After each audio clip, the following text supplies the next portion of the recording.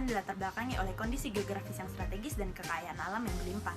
Posisinya yang strategis sebagai jalur perdagangan dan jalur komunikasi internasional yang menghubungkan Samudra Hindia dan Pasifik menyebabkan perairan ini terus dilanda ketegangan antar negara di sekelilingnya. Menurut data Kementerian Geologi dan SDA Cina, diperkirakan bahwa wilayah ini mempunyai cadangan migas sebesar 17,7 miliar ton.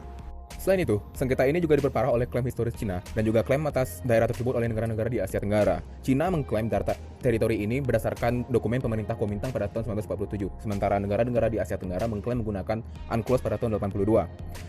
Ditambah dengan negara Amerika Serikat yang menyatakan bahwa klaim dari Cina ini ilegal, membuat suasana di sekitar kawasan Laut Cina Selatan ini menjadi memanas akibat dari konflik Laut Cina Selatan ini. Konflik ini telah melibatkan secara langsung negara anggota ASEAN sehingga mengganggu stabilitas perdamaian di kawasan Asia Tenggara. Situasi ini juga diperparah dengan adanya pandemi COVID-19 yang menyebabkan perundingan antara Asia Tenggara dan Cina dalam membahas Code of Conduct atau kode etik harus tertunda. Bagi Indonesia, terlepas dari ASEAN, hal ini menjadi isu yang cukup serius. Terjepit dalam kekuatan besar, sengketa ini dapat menciptakan ketidakstabilan bagi kawasan, yang tentunya juga akan mengganggu keamanan nasional.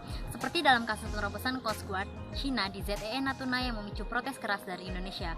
Klaim zona perikanan historis di Laut Cina Selatan yang meliputi ZEE di sekitar Natuna juga mengancam pendapatan negara dari sektor migas dan perikanan. Menlu Retno Marsudi pada 16 Juli lalu menegaskan bahwa posisi Indonesia di konflik Laut Cina Selatan sudah sangat jelas dan konsisten, yaitu sesuai dengan UN Clause 1982. Indonesia juga menyerukan kepada semua negara untuk tetap menjaga perdamaian dan stabilitas di kawasan Laut Cina Selatan dengan tidak melakukan tindakan yang dapat